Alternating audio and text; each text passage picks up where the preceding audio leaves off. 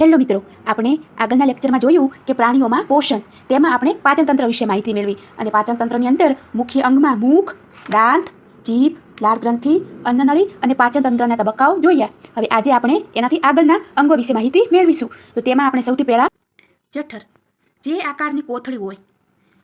જઠરનો આકાર કેવો હોય? તો જે આકારનો. જઠરનું કાર્ય શું છે? તો ખોરાકને વળોવવાનું. જઠરનું કાર્ય ખોરાકને વળોવવાનું.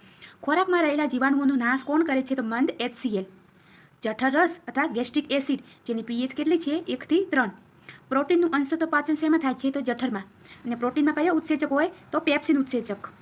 જઠરની દિવાલનું એસિડ સામે રક્ષણ કોણ કરે? તો શ્લેષ્મ. એસિડ સામે રક્ષણ કોણ કરે? તો શ્લેષ્મ. નાનું આંતરડું. નાના આંતરડાની લંબાઈ 6 થી 8 મીટર હોય છે. નાના આંતરડાના શરૂઆતના ભાગને પક્વાશય કહેવાય. નાના આંતરડાની રચના આંગળી જેવા પ્રવધો આવેલા છે, જેને રસાંકુરો કહે છે.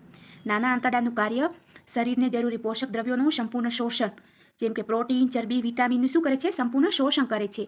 સ્વાદુપિંડ, જે પ્રોટીનનું પાચન કરે છે અને તેમાં ટ્રિપ્સિન ઉત્સેચક હોય છે. કયો હોય છે? ટ્રિપ્સિન ઉત્સેચક. ચરબીનું પાચન કોણ કરે છે? લાઇપેજ ઉત્સેચક. ચરબીનું પાચન લાઇપેજ ઉત્સેચક. લીવર શું કરે? તો પિત્તરસ ઉત્પન્ન કરે છે.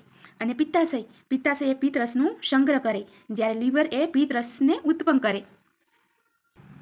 હવે યકૃત. તો યકૃત એ મોટામાં મોટી ગ્રંથિ છે અને યકૃતનું વજન છે 1.2 થી 1.5 કિલોગ્રામ. પિત્તનો સ્ત્રાવ કરે છે. યકૃત શું કરે? તો પિત્તનો સ્ત્રાવ કરે છે, જે લીલાશ પડતા પીળા રંગનું છે.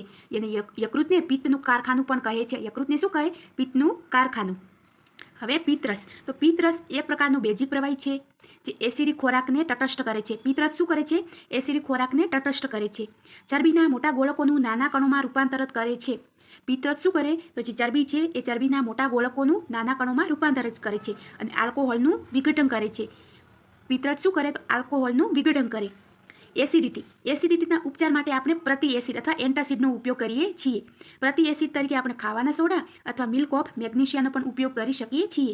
ખાવાના સોડાનું અણુસૂત્ર છે NaHCO3 અને મિલ્ક ઓફ મેગ્નેશિયાનું અણુસૂત્ર છે MgOH2 હવે પિત્તરસ પછી મોટું આંતરડું. તો આ મોટું આંતરડું. મોટા આંતરડાની લંબાઈ છે 2 થી 3 મીટર અને શરૂઆતના ભાગને શું કહેવાય? તો શિકમ કહેવાય. અને મોટા આંતરડાનું કાર્ય શું છે? તો વધારાના પાણીનું શોષણ કરે. શું કરે? વધારાના પાણીનું શોષણ કરે છે. પછી આપણે મળદ્વાર વિશે. સૌથી છેલ્લું અંગ મળદ્વાર. મળદ્વાર એ અપાચિત ખોરાકને મહદ અંશે ઘન સ્વરૂપમાં ફેરવે છે, અને જેનો મળદ્વાર દ્વારા શું થાય છે? તો નિકાલ થાય છે. અને મળમાં સ્કેટોલ નામનું ફિનોલિક સંયોજન ઉત્પન્ન થાય છે, જેના કારણે શું આવે છે? દુર્ગંધ આવે છે. દુર્ગંધ આવવાનું કારણ શું છે? સ્કેટોલ નામનું ફિનોલિક સંયોજન. હવે આપણે એના સિવાય બીજી થોડી વધારાની માહિતી મેળવીએ કે પાચન માર્ગના નિષ્ણાતને કહેવાય ગેસ્ટ્રોલોજિસ્ટ, જેની સારવાર માટે એન્ડોસ્કોપી વપરાય. તેના કારણે કયા કયા રોગ થાય? તો સૌથી પહેલું ટાઇફોઇડ. ટાઇફોઇડ રોગ ક્યાં થાય? તો આંતરડાને પ્રભાવિત કરે. અને ટાઇફોઇડ શેનાથી થાય? તો બેક્ટેરિયાથી. એના માટેની કઈ ટેસ્ટ છે? Widal test. ટાઇફોઇડ માટેની કઈ ટેસ્ટ છે? Widal test. બીજા નંબરે છે કમળો. કમળો એ કોને પ્રભાવિત કરે? તો લીવરને પ્રભાવિત કરે. અને કમળો એ વાયરસથી થાય છે. કમળો શેનાથી થાય? વાયરસથી થાય.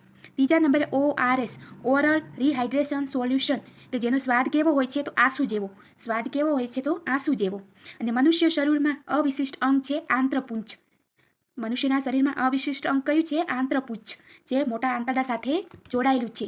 શેના સાથે જોડાયેલું છે? મોટા આંતરડા સાથે.